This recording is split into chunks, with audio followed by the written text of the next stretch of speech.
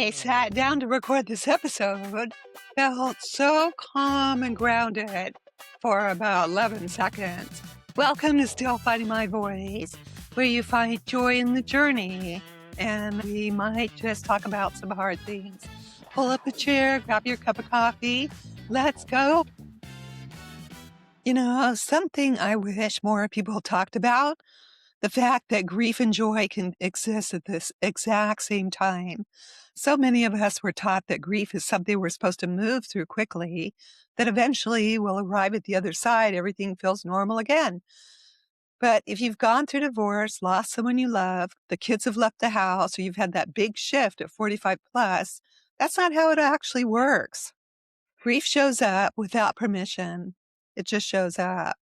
But here's a surprising truth I've learned in my own life. Even in the middle of grief, joy can still find a way in. Today, we're talking about how grief and joy can coexist and why allowing both might actually be the most healing thing you can do. Grief is real. There's no timeline. You should be over it by now. That's what I've heard from other people. But grief is deeply personal. What you lost matters, and healing isn't linear. Grief can show up years later. Some days feel really normal. You're laughing, having a good time. Others feel heavy again. That doesn't mean you're doing grief wrong. A moment when someone expected you to move on, that's their moment. That's not yours. That's not the reality. Your grief belongs to you, not to other people's expectations. Transitions after 45 can be like invisible grief. Many people underestimate how loss has happened and how it affects other people. Today, I'm talking about the fact that, well, first of all, I'm going to start from where I really don't want to begin, which is probably the best place to start. I lost a friend recently, and I just found out about it a couple days ago. And as much as I want to avoid it and say, everything's fine, I'm sad, but everything's fine, it's not fine. Grief can hit you at a point when you least expect it. And it's nobody's business to tell you how long you should grieve, when you should grieve, when you should stop grieving. You should be over that by now. That's not important. What's important is how it's personal to each one of us. This has really been a shock to me. And if you've lost other people in your life, you probably can relate. The person that I lost was such a dear friend. We laughed, but we also talked about hard things. We talked about our struggles with clutter. For me, it's paper clutter. Boy, that's out of control. For her, it was other parts of clutter in her house.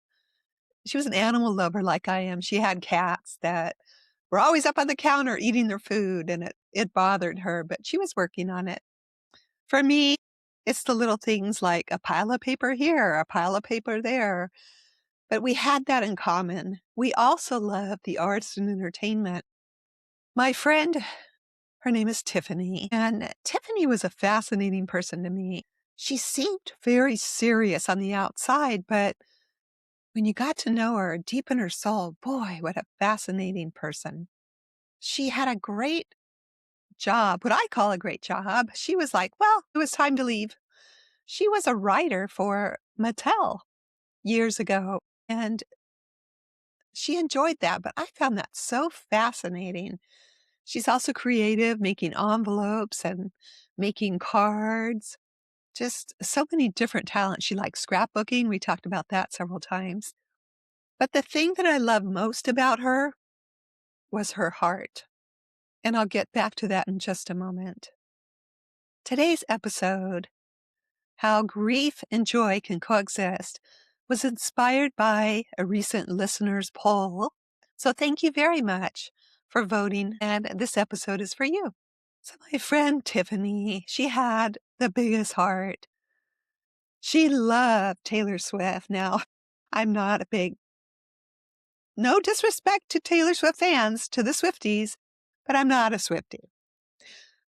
My friend Tiffany was a Swiftie, inside and out, and she called me to say that there was a new launch of Taylor Swift's movie coming out, and she wanted me to attend. And I jumped at the chance, not because of the movie, not because of the Swifties, but because of my friend and how much I appreciate her and enjoy her company. I got to the theater and she was running late, but I saved a seat. I got the food ahead of time for the two of us, waited for her. The movie started and, oh, the music was spectacular, nice and loud, just like I like it. And I could really get myself immersed in the environment of the movie. And it was interesting, but I kept looking over to where the entrance of the theater was, waiting for my friend to show up, and it seemed like it took forever. Of course, I was worried about her, but I knew she was on her way. She texted me and said she was on her way.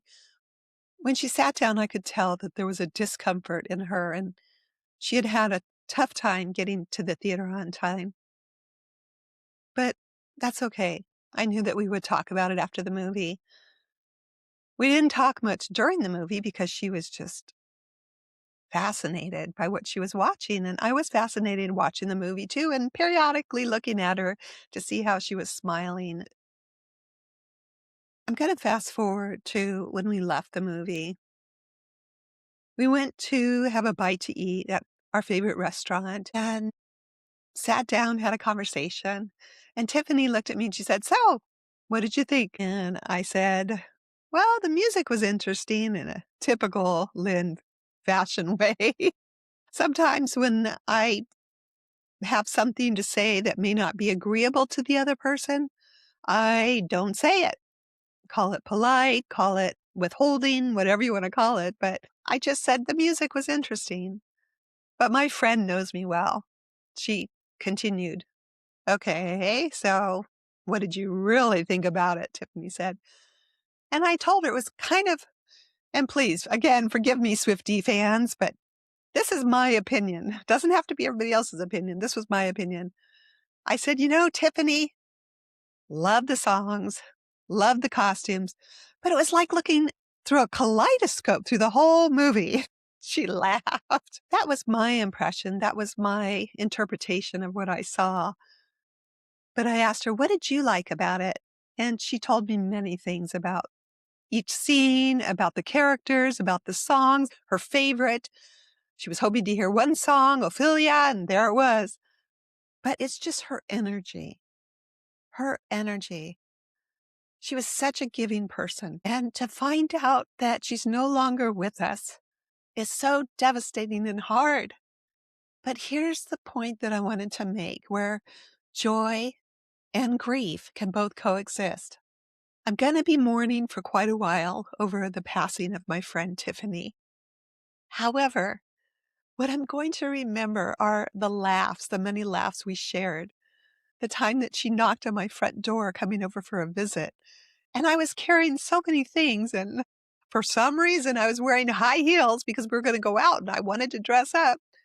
And as I opened the door, I said, "Just a moment." I ran really quick to put the things down that I was holding, these packages, and I tripped and fell.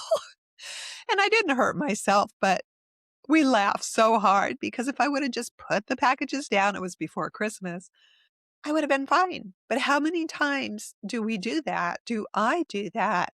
Where I know something is going to be possibly a stumbling block, but I think, "Oh no, I just grab them. I could do it." I always think I can do it. So I don't pause and just put them down for a second to make sure my path is clear. So we laughed about that. We've laughed about many things. We've also supported each other through the difficult times of clutter. Since we both had that in common, we would text each other often. I'd tell her about the minimalist, and she said, "Who's the minimalist?" So I sent her an episode, and I definitely told her, "Well, just because I'm sending you the episode doesn't mean we have to be minimalists," because I can't even say it. I'm definitely not a minimalist. I'm learning to be better with having my space clear and clean so that I'm calm, but I'm still working on it. I'm a work in progress. And so was Tiffany. I want to tell all of you that I understand. I understand grief. In another episode, I'll talk about the loss of my mother. which is very difficult, but that'll be another episode. But for this episode, I want to honor Tiffany, and I want to let you know that grief and joy can coexist. It's only been just a few days since I've learned of her passing, and I'm still smiling about our meetings, about our encounters, about our conversations, about the silly things we talked about eating too many chips at the Mexican restaurant before our food actually came. She was such a joy. And even though I can laugh at those times that we shared together, I know my grief journey is going to be different than the grief journey I had when my mother passed, and that's okay. And I also know that I'm going to go through periods of feeling grateful and happy and then possibly just crying and allowing myself that space. So many of us were taught that grief is something we're supposed to move through quickly, that eventually we'll arrive at the other side where everything feels normal again. Well, what is normal? But if you've gone through a divorce, lost someone you love, watched your kids leave the house, or experienced a big life shift after 45, you know that's not how it actually works. Grief doesn't follow a calendar, and it certainly doesn't ask for permission before showing up. But here's a surprising truth I've learned in my own life. Joy can still find a way in. Now, that may sound contradictory, but it's true in my own life. Society loves timelines. You should be over it by now. Are you still mourning about that? But you know what? Grief is deeply personal. What you lost matters, and healing isn't linear. Grief can show up years later. Some days feel normal, others feel really heavy, all over again. That doesn't mean you're doing grief wrong. A moment when someone expected you to move on can be painful, can be frustrating, can be unexpected. Your grief belongs to you, not to other people's expectations. Many people underestimate how many losses happen in midlife. Loss from divorce, loss from children leaving home, even though we're grateful they've flown the coop. Loss of parents or siblings, changing identity after decades of caregiving, retirement or career shifts. Sometimes we're not just grieving one loss, we're grieving an entire chapter of our life. So many of us, including myself, I was taught that we're supposed to move through grief quickly, that eventually we'll arrive at the other side where everything feels normal again. But if you're honest, if I'm honest, what's normal? If you're going through a divorce, lost someone you love, watched your kids leave the house, or experienced a big shift after, let's say, 40 years old, 45, 50 and on, you know that's not how it actually works. Grief doesn't follow a calendar, and it certainly doesn't ask for permission before showing up.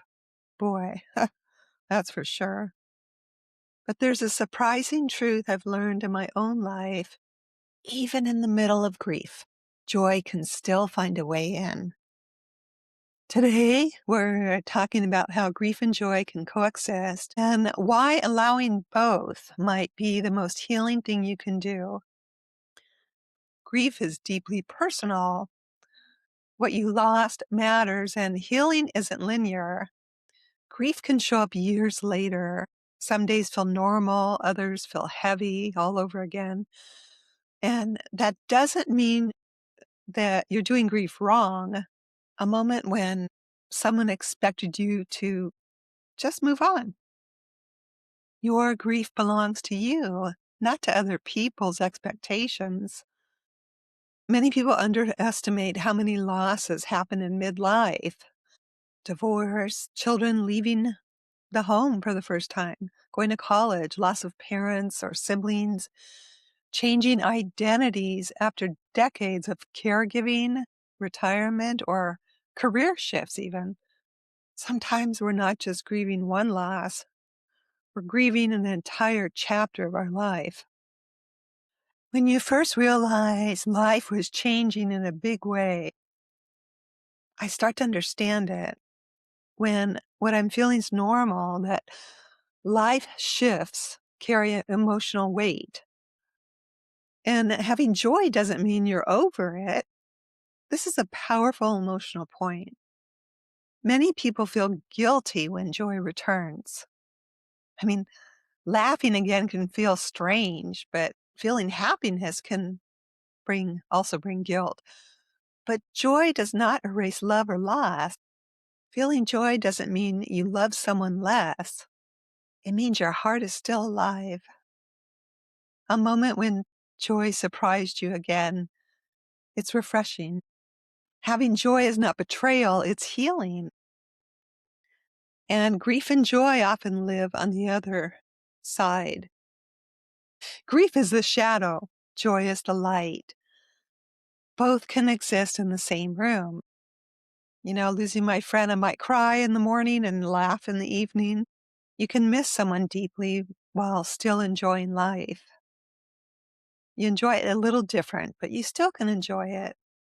Life isn't either or, it's actually both. If you're walking through a season of loss right now, I want you to hear this clearly. You are not broken because you're still grieving, and you're not disloyal because you still feel joy. Both emotions are part of being human and part of learning how to carry the story of your life forward. Grief may always walk beside you in some way, but so can joy. And sometimes the most beautiful healing happens.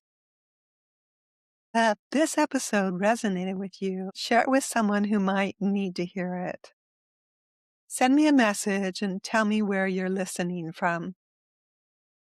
And please subscribe so we can keep having these honest conversations about life after 45, 50, 60. I see you.